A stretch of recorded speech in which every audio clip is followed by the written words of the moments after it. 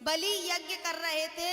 बलि को पता चला कि देवताओं ने राक्षसों के साथ धोखा किया है, राक्षसों को अमृत नहीं पिलाया, तो वो यज्ञ कर रहे थे और 100 यज्ञ करने का संकल्प किया था।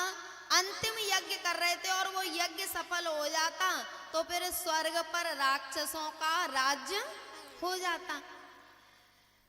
वामन भगवान आए और बलि के दरवाजे पर याचना की और परीक्षित जी ने एक बात कही, बोले जो सारी दुनिया के मालिक हैं, जो सारी दुनिया को देते हैं, वो एक भिखारी के रूप में बलि के दरवाजे पर क्यों गए? सब कुछ तो भगवान का ही है, लेकिन क्यों गए? तब सुखदेव जी ने कहा कि बलि सत्कर्म कर रहा था और बलि बहुत बड़ा दानी था, भगवान उसकी परीक्षा लेने गए थे और वो परीक्षा में पास हो गया।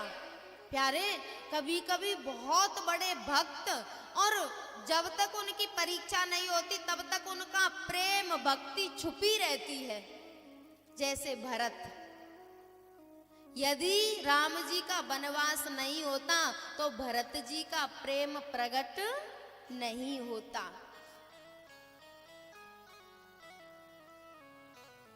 ऐसे ही भगवान बलि के दरवाजे पर गए, याचना की।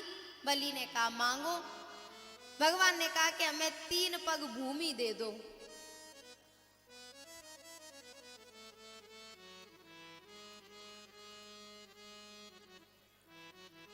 बामन को बेश बनाए के आयो रे, देखो चलिया चले बेको। बामन को भेष बना के आयो रे, देखो चलिया चलने को। बामन को बेश बनाए के आयो रे, देखो चलिया चले बेको। बामन को भेष बना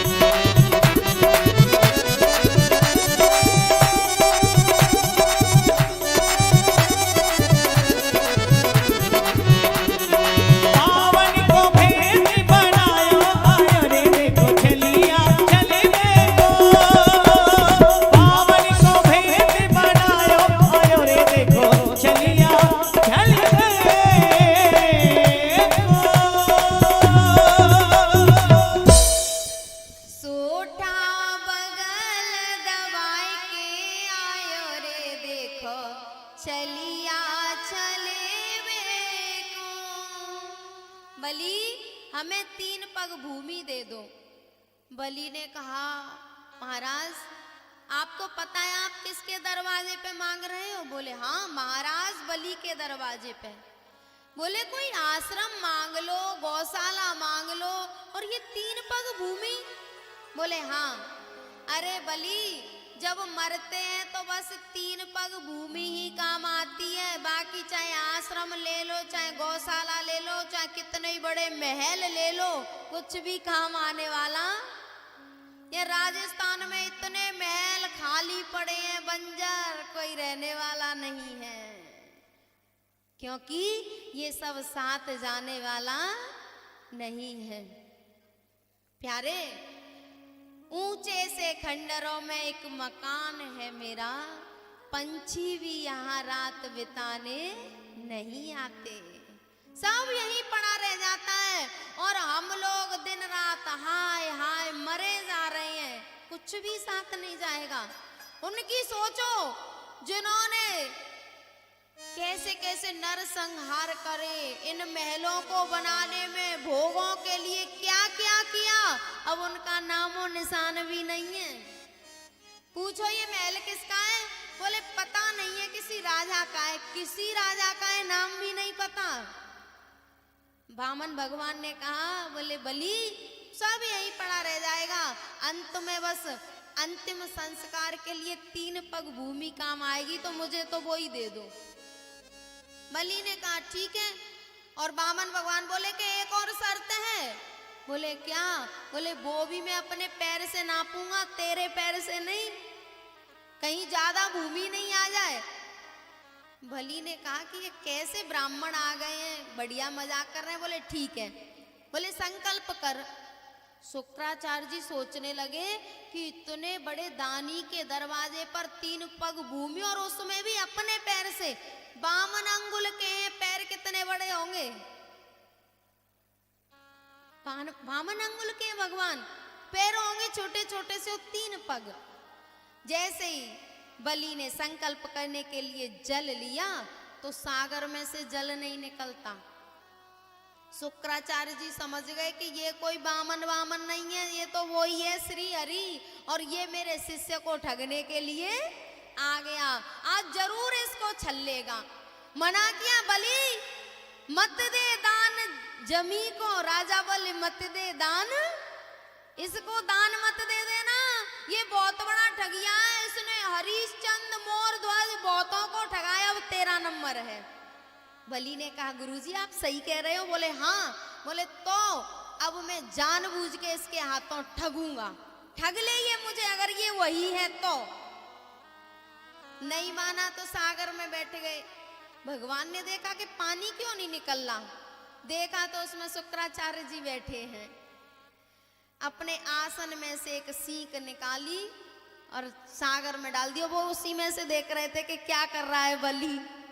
एक बाजार कर दिया बंद। शुक्राचार्य जी निकल के भागे, भाड़ में जाओ, देना हो तो दो, मैं क्यों अपनी आंखें फुड़वाऊं। एक फुड़वाने के बाद कह रहे हैं कि अब तुम्हें दिखे सो करो। चले गए और महाराज बलि ने संकल्प किया कि मैं आपको 3 पग भूमि दान देता हूँ। जैसे ही संकल्प किया तो वामन भगवान ने अपना रूप बढ़ाना शुरू किया और इतना बढ़ाया कि एक पग में नीचे के लोग नाप लिए और एक में ऊपर के, 2 पग में पूरे लोगों को नाप लिया। फिर बोले बलि अब तीसरा पग कहाँ रखूं, अब बता कहाँ तेरी भूमि बाकी रह गई है। पर धन्य है बलि जैसा भक्त भी। उसने कहा भगवान अभी आपने मेरी संपत्ति को नापा है, अभी संपत्ति का मालिक तो आपके सामने खड़ा है। पदम तृतीयं कुरु शीर्षे में निजम। भगवान तीसरा पग मेरे सिर पे रख दो, अभी मुझे भी तो नापना है। और भगवान ने किसी भी भक्त के सिर पर अपना चरण नहीं रखा है, बलि के सिर पे भगवान ने अपना चरण रखा है।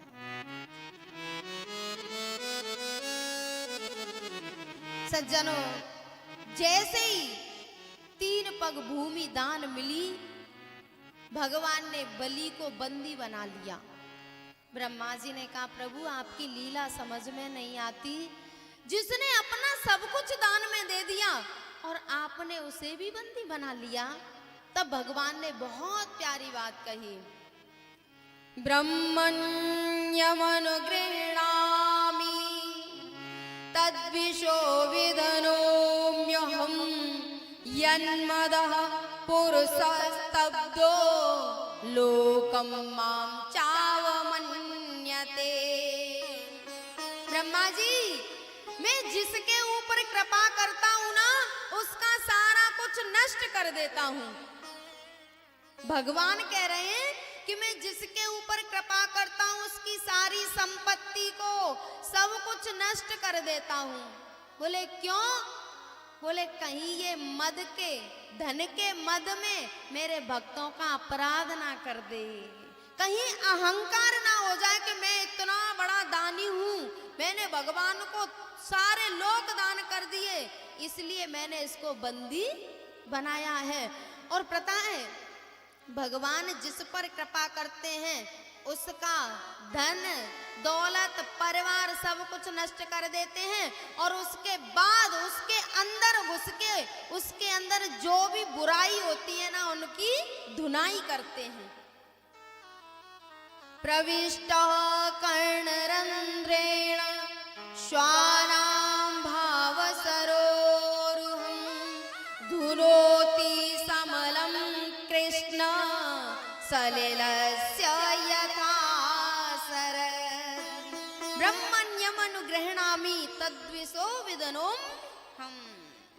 विदनोम्य हम अच्छी तरह धुनाई करते हैं। अब बताओ, बलि ने तो इतना सब कुछ दान में दे दिया, भगवान को तो खुश होना चाहिए था कि बताओ इतना बड़ा दानी है। और आजकल तो भैया थोड़े से अच्छे शिष्य होते हैं ना, अच्छे समझ लेना, उनकी ज्यादा कीमत होती है और हम जैसे फक्कड़ों की कम होती है।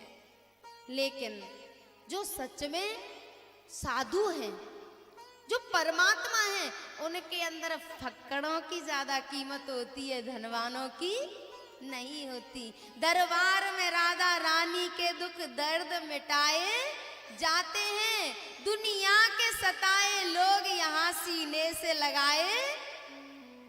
जो सच्चे साधु होते हैं वो गरीबों को हृदय से लगाते हैं, जो सच में परमात्मा है वो गरीबों को हृदय से लगाता है।